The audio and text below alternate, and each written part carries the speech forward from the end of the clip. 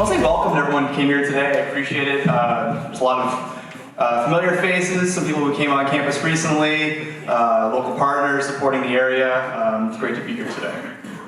So before I get started, what's this thing? Oh, okay, how do we do this? Perfect. See, I'm not a STEM guy, not a technology guy, so there we go. So my name is Chris. I'm a student recruitment officer at Nipissing University. I'm from North Bay, Ontario. I've graduated a couple years ago with a Bachelor of Arts degree in Sociology and Social Welfare. And you might be asking yourself, why is there a humanities guy coming to talk to us about STEM-based programming? Well, I'm really here to talk about Nipissing and all the things it has to offer. So a quick little poll from the crowd. Who here has been to North Bay or Nipissing's campus? Raise your hand. Got a few hands? Okay, cool. That's great. I mean, we're not too far away from the Prairie Sound area, just under 2 hours. We're a small school, about 5,000 students. We really prioritize personalized approach to your education. Our motto, our mantra is, right where I belong, you belong here. And we do try to find a home for every student, no matter what they're studying. As you can see, since we are 5,000 students large, the class sizes do reflect that. We have a 26-to-1 student to faculty or professor ratio, with an on average of about 28 students per class. So those numbers are pretty real. If you want to get into a classroom setting with professors and professionals who want to get to know your name and not just like your grades or your student number, Nipissing is the place for you.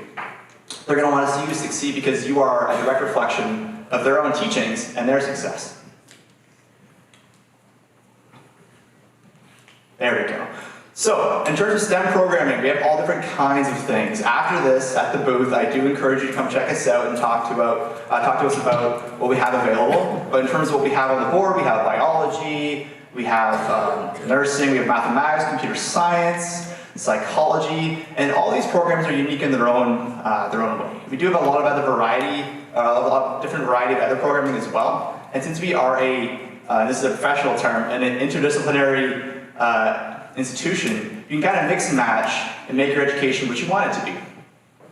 So I'm going to pick out a couple prominent courses out there from the back, because I had some conversations earlier. One of the big ones I do want to promote is our environmental biology. Since we are located in beautiful Canadian Escarpment Shield with Canada Our College, our backyard essentially is our lab space. That pond you saw earlier is really where they actually go out and practice. They draw, examples from the actual pond. They go into our backyard, right off 20 kilometers of beautiful Canadian hiking trails. And you also do get to go into the actual lab spaces on the campus. And again, that's a benefit of being a small school. You don't have to share a whole lot, right? There's a lot more accessible or given to you right from the get-go. If you're looking at studying upon the graduate level, in terms of education, we do have things that you can pursue as well. We do have a Master's of Science and Kinesiology, Master's of Environmental Science and Studies, and of course, Master's of Science and Mathematics. I forgot one. So if you want to pursue things beyond the undergraduate level, there are options for you in Nipissing as well. So I talked to a couple students earlier today, and they told me some of their passions and some of the things they were interested in. I heard things about coding, computer software, game development, environmental engagement. We offer a lot of additional credentials and certificates that if you want to do those things and pursue that specialization while studying at Nipissing, you can go ahead and do that. So there's a lot there. I kind of mentioned a few of them. The neuroscience one's a big one. It's integrated within the actual Bachelor of Science in Psychology program, where you can kind of deep dive into how the brain works and tinkers around, which is very fascinating. It's a little over my head per se, no pun intended, but fascinating stuff. I try to get myself in the labs as much as possible so I can get a good feel on what they're studying, and again, it kind of explodes my mind. Also, no pun intended. So we do offer a lot of different events on campus in terms of STEM-based activities. I saw some familiar numbers and familiar faces. Who here is connected to First Robotics? Raise your hand.